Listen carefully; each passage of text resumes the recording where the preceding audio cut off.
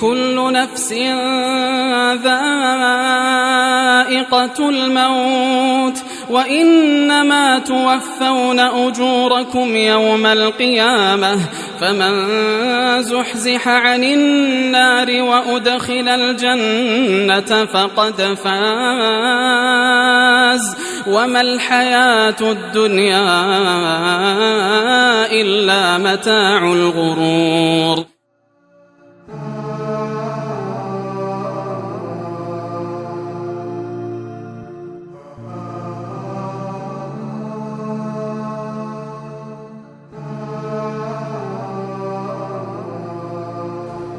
بسم الله الرحمن الرحیم.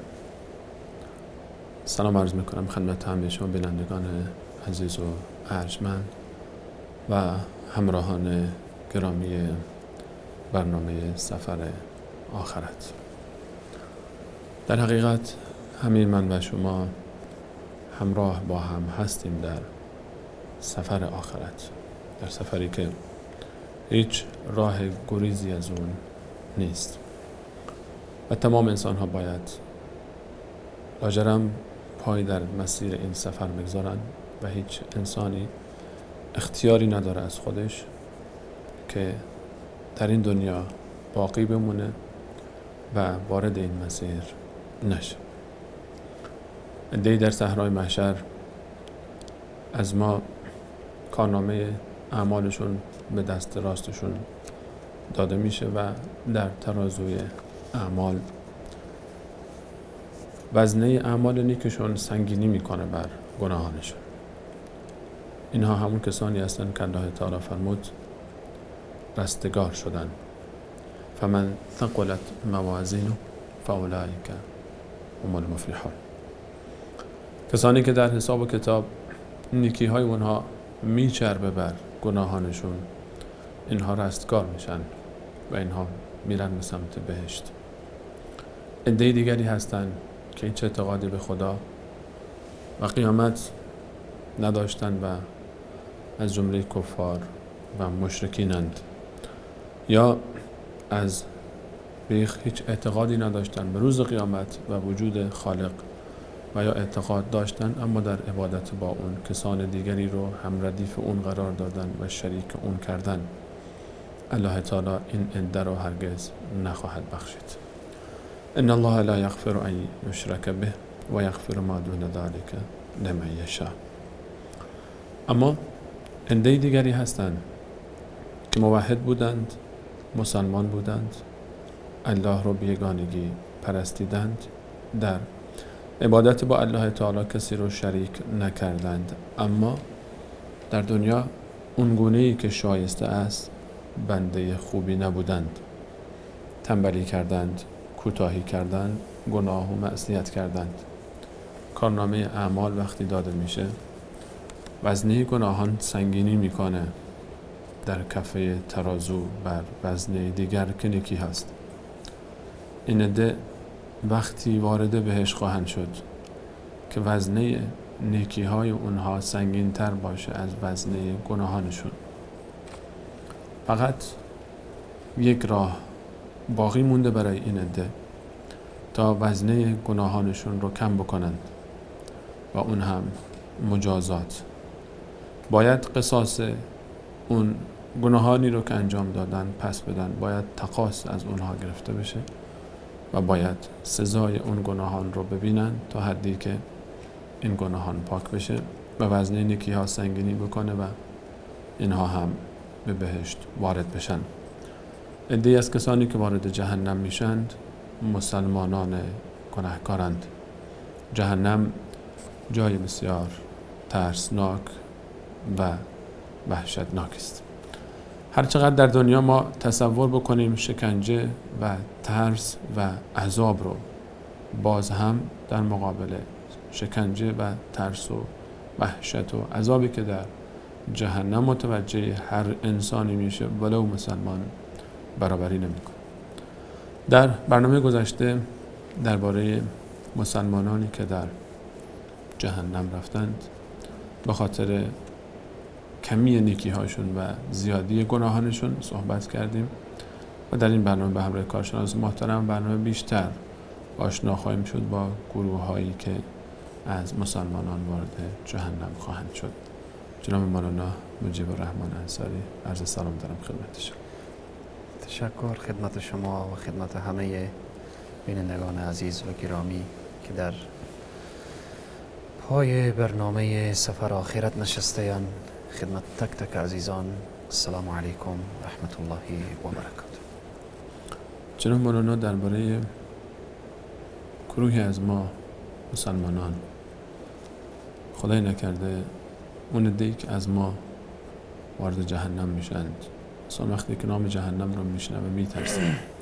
در خصوص که شما فرمودید که جهنم فقط برای کفار و مشرکین نیست، بلکه عده‌ای از مسلمان ها هم به جهنم خواهند رفت.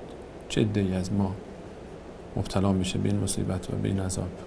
تا سعی بکنیم بیشتر مواظب خودمون باشیم تا خدای نکرده از این گروه نباشیم.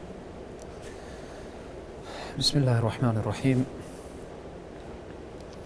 إن الذين توفاهم الملائكة ظالمي أنفسهم قالوا فيما كنتم قالوا كنا مستضعفين في الأرض. الآية. صدق الله العظيم. جهنم جایی که اعدت للکافرین، برای کفار آماده شده، نه برای مسلمان و نه برای مؤمن. ولی یک عده اعمالی که اعمال جهنمی ها هست و انسان هایی که عمل رو برداشتن، حالا او باید به جایش تسلیم کنن. گناه معصیت و ایر نشده که در دنیا هم پس بگذارن، ایر همراه خود آوردن در محشر و باید او برن به جهنم تسلیم بدن. راهی که مسلمان هایی که دچار گناه و معصیت و اشتباه شدن و گناهان کبیره‌ای که انجام دادن اینه که از الله سبحانه و تعالی در دنیا که هنوز وقت و فرصت دارن توبه بکنن، معذرت بخواهن و اگر حق الناس به دوش دارن برن از طرف معذرت خواهی بکنن، حق او بپردازن. راه جبرانه که الله سبحانه و تعالی قلم عفو در دنیا میکشه و اونها دچار عذاب نمیشن. ولی اگر توبه نکردن و انسان‌های دچار گناه، معصیت، گناهان کبیره گوناگونی شدن و توبه نکردن و فرصت توبه نیافتن و یا در عین و در حالت گناه از دنیا رفتن، اولین کسی که در جهنم میره و برمیگرده از گناهکاران امت میفرمان کسانی که مخالف سنت رسول الله صلی الله علیه و آله عمل میکنن.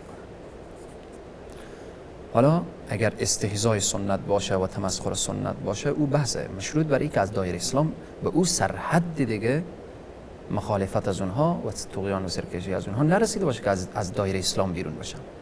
یعنی میتونیم بگیم یک عده‌ای از اهل بدعت در دنیا مخالف رسول الله صلی الله علیه و آله عمل میکردن، اما در اصل کلی سنت با سنت مشکل نداشتن، تمسخر نمی‌کردن که با کل سنت مشکل داشته باشن. چون با کل سنت مشکل داشتن به رسول الله صلی الله علیه و آله مشکل دارن، کفره. او وقتی کافر شد شخص، قاعده در جلسه گذشته بیان کردیم که مجردی که انسان کافر شد جاودانه در جهنم.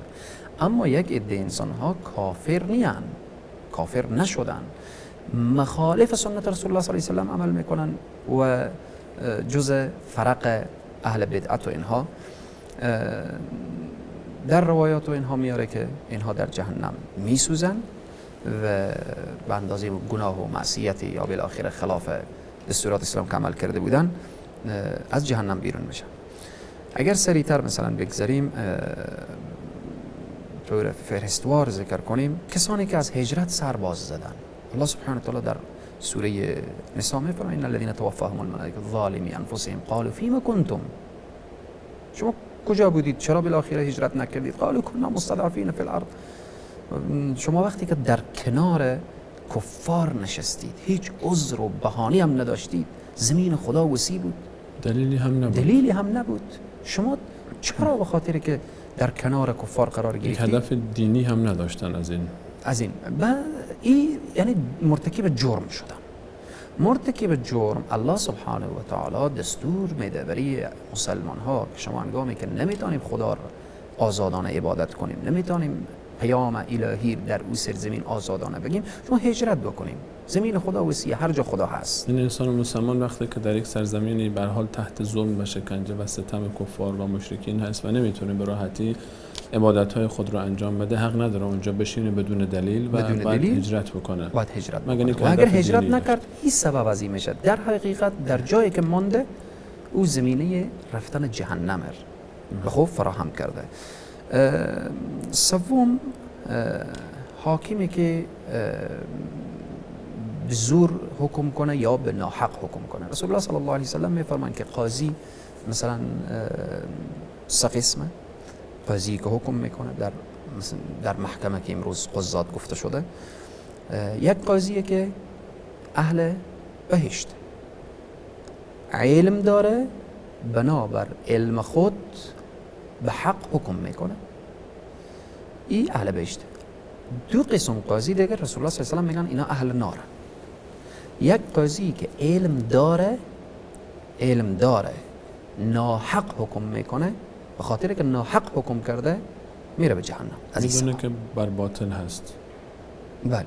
قاضی دیگری علم نداره و حتی بعضی روایت میاره میگه علم نداره به حق حکم میکنه، به خاطر که علم نداره چرا در مسند قضاوت شیشته. و بعضی از اقوال میاره که علمم نداره به ناحقم حکم میکنه. این اهل ناره. این مسلمان هم هست. مسلمانه. قاضی مسلمانی که این کارو بکنه. بله. که کافر باشه که به طریق اولا. اما کفرش سبب میشه که جهنم میمونه.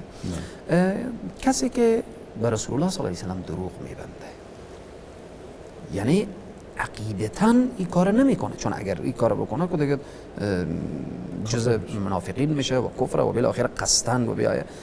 ولی به رسول الله صلی الله علیه و سلم از زبان رسول الله صلی الله علیه و سلم دروغ میبنده. رسول الله صلی الله علیه و سلم میفرمایند که من کذب علی متعمدا فلیتبوأ مقعده من النار. قبل از این که چیزی به ما دروغی بپیونده، جایگاه خود در جهنم آماده کنه. یعنی در جهنم میره. این انسان مسلمان هست ولی چون این جرم کرده که به رسول الله صلی الله علیه و سلم دروغ بافته.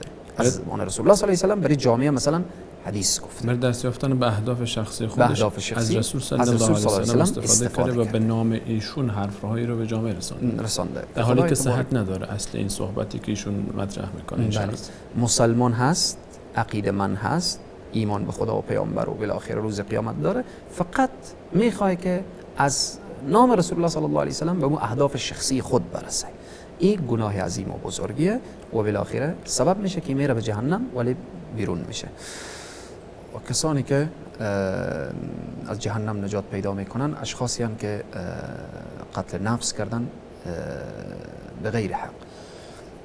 الله سبحانه و تعالی میفرماید و من یقتل مؤمنا متعمدا فجزاؤه جهنم خالدا فیها و غضب الله علیه.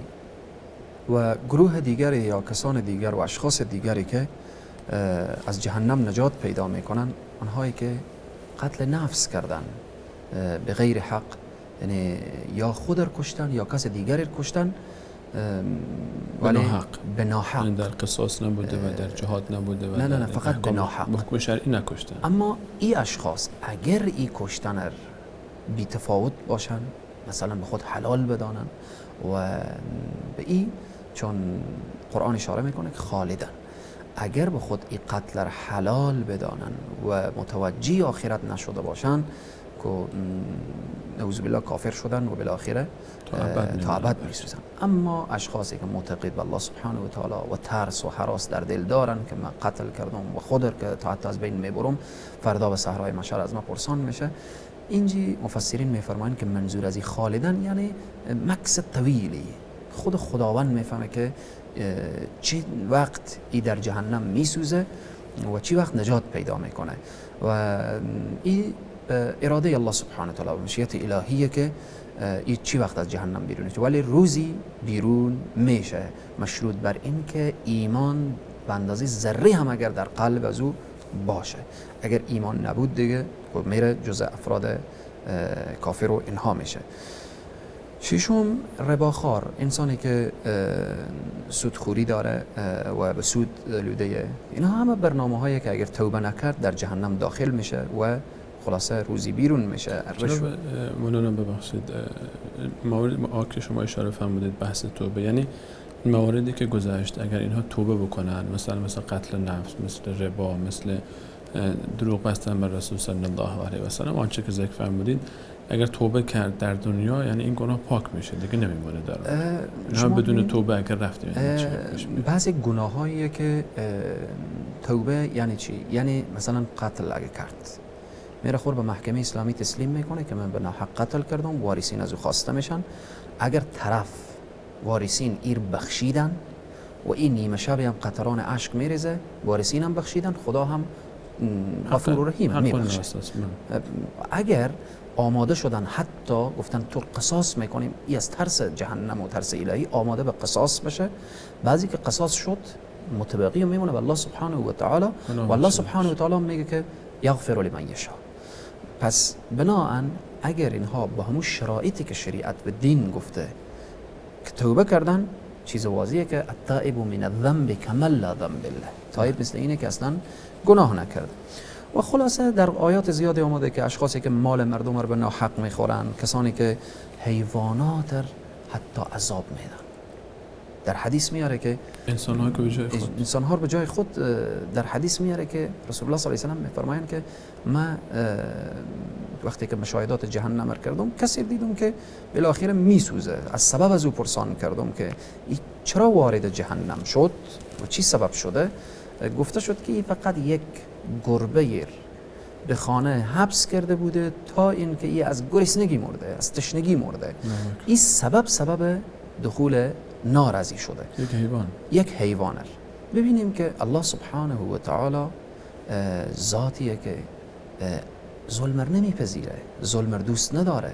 چی برسه او انسان‌هایی که بر انسان‌ها ظلم میکنن، او انسان‌هایی که سر انسان‌ها شکنجه ها دارن و یقینا اگر توبه نکنن در جهنم میرن. و اگر او ظلم و ستمی که میکنن و این حلال به خود بدانن که دیگه ظلم حرامه، حرام رو وقتی حلال بگن عواقب بسیار خطرناک داره. و کسان دیگری که خیلی مهمه که اینها هم در جهنم میسوزن که خدای تبارک و تعالی ما رو نجات بده، عدم اخلاص فی طلب العلم. یعنی هر انسانی که در طلب علم روان میشه، اگر اخلاص نداشته باشه، علم دین و علم شرعی روان میشه، اگر نیتی خالصانه و مخلصانه نباشه، در حقیقت چون نیتی خالصانه و مخلصانه بود، او طریق جنته. اگر خالصانه و مخلصانه نبود و علم شرعی به خاطر به دست آوردن دنیا کسب میکرد، این هم از افرادیه که میره در جهنم میسوزه و بالاخره از جهنم نجات پیدا میکنه. و از جمله اشخاصی که در جهنم داخل میشن و بعداً بیرون میشن، خداوند نجات بده، میگه علما وارد جهنم میشن و جای هم بسیار جای خطرناکی دارن به نام جب الحزن. صحابه میگن یا رسول الله و ما جب الحزن؟ جب الحزن کجای؟ میگن وادی از وادیای جهنم، شلی از شله های جهنم که شبان روز 400 مرتبه به خدا پناه میجویه که ای الله من اشته یک مکان و یک محلی بودم که ای آتش و ای عذاب بر من واقع شده. گفتن یا رسول الله این جایگاه کینه؟ گفتن جایگاه علمایی که اونها سو و درباری هن. علم شریعت پیش از اونایه، خدا برای از اونها عزت داده، اونها در مسند وراثت انبیا، در چوکی انبیا علیهم السلام نشستن، ولی میرن که عزت خور از یک پادشاه، از یک وزیر، از یک والی، از یک قماندان به دست بیارن. میرن اطراف از او شروع میکنن، عوضی که حمد و ستایش پروردگار رو بکنن، میرن حمد و ستایش یک مخلوقی که از خود اینا ضعیفتره. پس او علمایی که عمل ندارن و اخلاص ندارن و بالاخره علم شرعی به دنیای فانی سودا میکنن، آنها جب الحزن که از وادی های جهنم، اینها میرن در جهنم ولی از جهنم نجات پیدا میکنن. خلاصه که اگری سخن رو جمع بکنیم، تشریعات از زیاده. خلاصه اشخاصی که نافرمانی الله سبحانه و تعالی میکنن، یعنی معصیت، دوچار گناه کبیره، دوچار گناهان گوناگونی شدن، و توبه نکردن و از دنیا رفتن. و این اشخاص هم که ما نام گرفتیم چون کافر نبودن، مشرک نبودن، دین الله را استهزا و احکام الهی استهزا نکردن، منافق نبودن، متکبر نبودن، حالا بیچاره گناه شدن. اینها در معیشت و اراده الله قرار دارن. الله سبحانه تعالی هست که اینا در جهنم میبره یا نمیبره. اما در آیات گفته شده که اینها که این جرم را انجام بدن، مثلا مسئله غیبت، تهمت، بهتان، افترا، زنا، دزدی، قمار، رشوت، ربا، ظلم، اینها مسائلیه که در روایات آمده که اینها به اصطلاح وسائلیه که انسان بر اینها می نشینه و اینها هم اسکای جهنمه.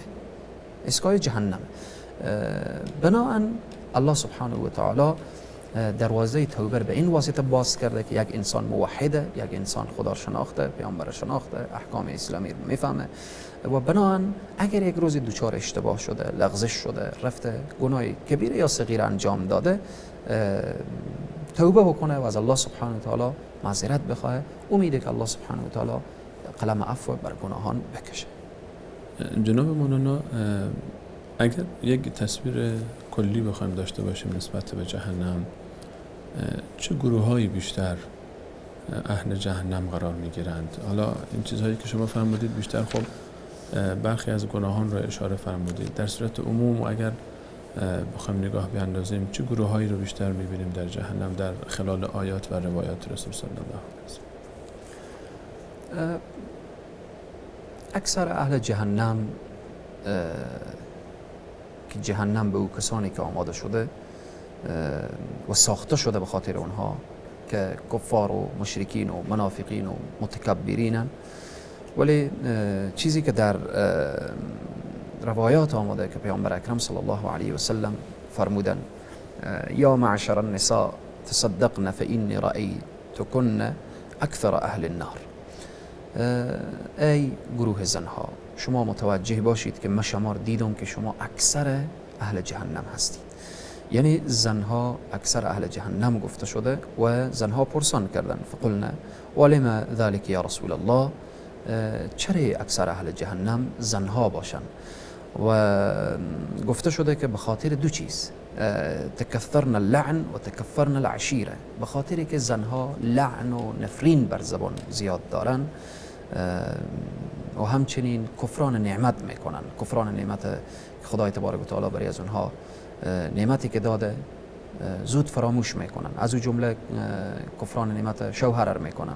خیلی از زنها مرد مسکین از صبح تا شام زحمت میکشه، عرق میریزانه و بالاخره با مشکلات همو معیشت و زندگی میگذرانه و کوشش میکنه که به هر حال همسر از او راحت باشه، سوده باشه، ولی یک مرتبه اگر به اصطلاح یک کوچکترین ریگی زیر دندان از او بیایه و کوچکترین خلل در زندگی ایجاد بشه، فوراً برمیداره که من از تو مرد خیری ندیدم و از تو بالاخره من هیچ وقت روی خوبی و خوشی ندیدم. این حرفهای زن هاست که سبب دخول نار از اونا میشه و حتی در روایت داریم که وقتی که دجال میایه اکثر پیروان از او زنهاین و این هم امروزه ثابت کرده. شما در هر گوشه مناطق دنیا ببینیم با مجردی که گفته میشه که با فلان جا یک آخوند یا ملای یا بالاخره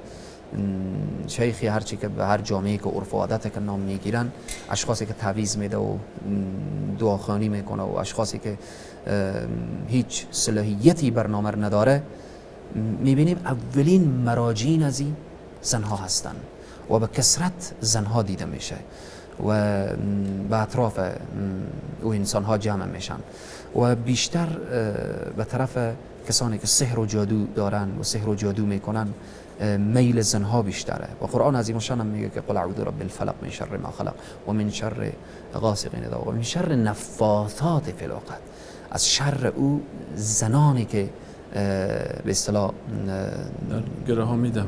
در گره ها میدمن. بناهن چون زنها بسیار خیلی مسائل به جزئی نگاه میکنن و امروزه اگر شما در دنیا به این واسطه این موضوع اشاره میکنم که شاید برای بعضی خواهرها سوال خلق بشه که چرا زنها، و امروزه در دنیا شما ببینیم در هر جا محافل و مجالس میشه زنه که سر و پای و لقه، سر و پای لوچه، و زنه که بالاخره در گوشه و کنار دیگرار به فتنه می اندازه. انگیزه های گناه در اونها بیشتر، انگیزه های گناه و بناهن حتی در بین کفار شما ببینیم خیلی کم یک کافری دیده میشه که در بین محافل و مجالس عمومی پا از لوچ باشه. مردها حتما، بله در بین کفار مردها، اما زنها میبینیم که سر که لوچه که خیر که پا هم لوچه در بین محافل و مجالس و اینها لخته. دیگه در اینجا رسول معظم اسلام صلی الله علیه و سلم اشاره میکنن که اکثر اهل دوزخ و اهل جهنم زنهاین و علتی را بیان کردن که من امیدوارم که زنان مؤمنین، زنان با عزت و با عفت و پاک دامن جز این زنهایی که اکثرا گفته شده نباشن و داریم که زنهایی که اونها بهشت پروردگار را بخواه انتخاب کردن. اگر نگاه کنیم از زنان صدر اسلام خدیجه الکبری زنیه که الله سبحانه و تعالی برای از او سلام میفرسته. خدیجه الکبری زنیه که رسول الله صلی الله علیه و سلم برای از او نشانی های قصر از او در بهشت برای از او میگن. حتی ببینیم زنی که در آغوش بزرگترین کفر زندگی میکنه که دعوای خدایی کرد فرعون، ناز و نعمت، همه ناز و نعمت در خدمتی بود، همه کنار میزنه، هوا و هوس ملکی دنیا بود فرمودی شما، ولی باز هم ارتباط با الله برقرار میکنه. بهترین زن دنیا و اسوه میشه برای مردها. حضرت عایشه، حضرت فاطمه، حضرت زینب، حضرت مریم. و امروزه هم ما زنهای داریم که در گوشه دنیا با عزت، با عفت، پاک دامن زندگی میکنن و خور آماده کردن به او بهشتی که پروردگار عالم نعمتهای گوناگونی داره. بناهن به طور خلاصه و فشرده جهنم آماده شده که اکثر جهنم از کفار و مشرکین و منافقین و متکبرین و اینهاست، و خاصتا که رسول الله صلی الله علیه و سلم اشاره کردن اکثر اهل دوزخ زنهای. البته خب بینندگان عزیز حتما میدونن که وقتی که ما صحبت میکنیم از موضوع اکثر کسانی که در جهنم هستن، وقتی که این کفار و مشرکین و متکبرین و منافقین، خب در بین این عده یقینا در بین این عده زنهای اونها بیشتر هستن و انشاءالله که امت اسلامی ما در کل چه مردها و چه زنها در جهنم اقلیت هستن بدون شک، و انشاءالله که ما و شما بیننده گرامی از این جمع نباشیم و الله تعالی توفیق بده تا بیشتر مواظب خودمون باشیم و بیشتر سعی بکنیم تا در دام شیطان قرار نگیریم که خدای نکرده از جمله کسانی نباشیم که به جهنم وارد میشیم، سوای این که حالا بس بدون در نظر داشت این که جنس ما مرد هست یا زن. جناب مولانا در پایان برنامه صحبت پایانی شما رو با بینندگان عزیز میشنویم و ادامه موضوع رو ماکل میکنیم ان شاءالله باز به برنامه بعدی. سخن اخیر اینه که همه عزیزان باید متوجه باشند که اگر گفتیم اکثر اهل دوزخ زنها هستن، نشه که خدای نخواسته در ذهن چنین برسه که زنها جهنمیان و مردها بهشتی. نخیر، چیزی که انسان به جهنم وارد میکنه بی تقوایی انسانه و موضوع چیزی که انسان را از جهنم نجات میده تقوا هست که این نصیب هر کس شد از جهنم نجات پیدا میکنه. نصیب آسیه شد از جهنم نجات پیدا کرد. نصیب شوهرش فرعون نشد، تقوای الهی، خدا ترسی، ایمان، اخلاص وارد جهنم میشه. الله سبحانه و تعالی برای همه ما و شما ایمان کامل و اخلاص کامل عنایت بفرمایه. خدای تبارک و تعالی همه ما از آتش جهنم حفظ کنه. تا برنامه بعدی شما را به خداوند کریم و رحیم می سپارم. موفق باشید. جزاکم الله خیرا. تشکر میکنم از همه شما عزیزان بیننده که تا این لحظه برنامه خودتون را یاری کردید. محتاج دعای خیرتان هستیم. و تا برنامه بعد همیشه عزیزان رو به الله متعال می‌سپارم.